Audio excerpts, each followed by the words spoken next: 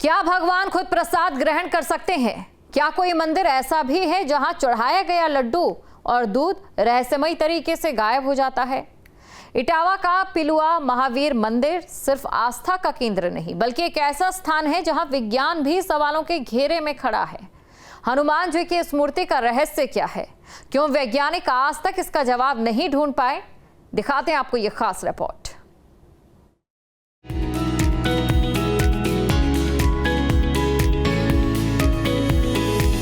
क्या आपने कभी ऐसा मंदिर देखा है जहां भगवान खुद प्रसाद ग्रहण करते हों, जहां चढ़ाया गया लड्डू और दूध रहस्यमय तरीके से गायब हो जाता है?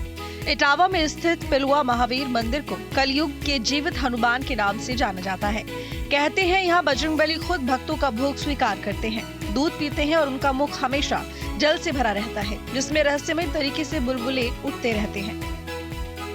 ये भारत का इकलौता मंदिर है जहां भक्तों का मानना है कि हनुमान जी स्वयं प्रसाद ग्रहण करते हैं।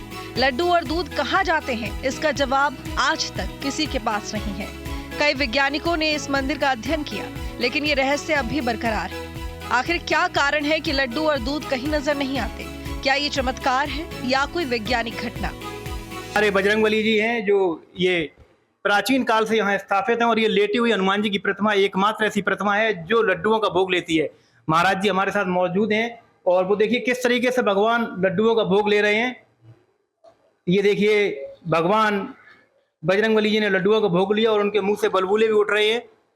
और आज तक इन लड्डुओं का भोग कई वैज्ञानिक यहाँ शोध कर चुके हैं कि आखिर इन लड्डुओं का भोग जाता कहाँ है, लेकिन वे अभी तक कुछ पता नहीं लगा पाए हैं, क्योंकि भगवान की लीला भगवान ही जानते हैं।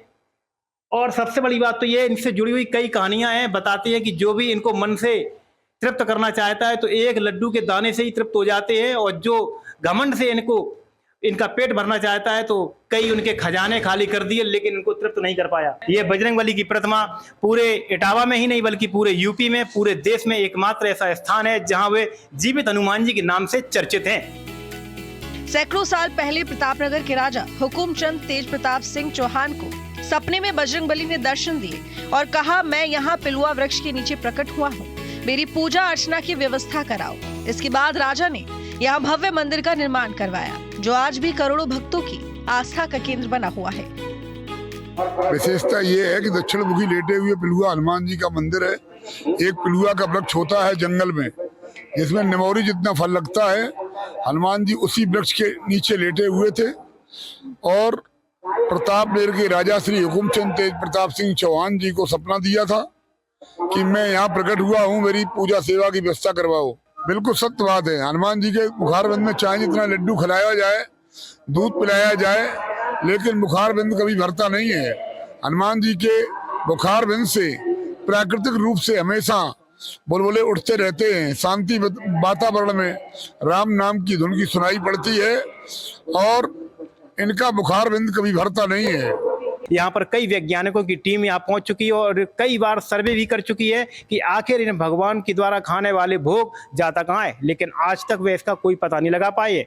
तो वहीं इस मंदिर के जो महंत, उनका कहना ये है कि ये मंदिर में जो हनुमान जी की मूर्ति विराजमान है, ये प्राचीन काल से स्थापित है और उस समय किसी राजा को जब ये सपना आया था यहाँ पर ये हनुमान जी की मूर्ति है, जिसके बाद यहाँ उस समय छोटे मंदिर का निर्माण किया गया और आज यहाँ भव्य मंदिर बना हुआ है, जहाँ इटावा जनपद ही नहीं बल्कि आसपास पूरे प्रदेश के, एमपी के व बाहर से भी आने वाले कई श्रद्धालु यहाँ माथा टेकते हैं और भगवान श्री बजरंगबली का आशीर्वाद ग्रहण करते हैं। हर मंगलवार और शनिवार को यहाँ भक्तों का सैलाब उमड़ा रहता है। सिर्फ इटावा ही नहीं बल्कि उत्तर प्रदेश, मध्य प्रदेश, राजस्थान और देश विदेश से श्रद्धालु यहाँ माथा टेकने आते हैं। Team news state.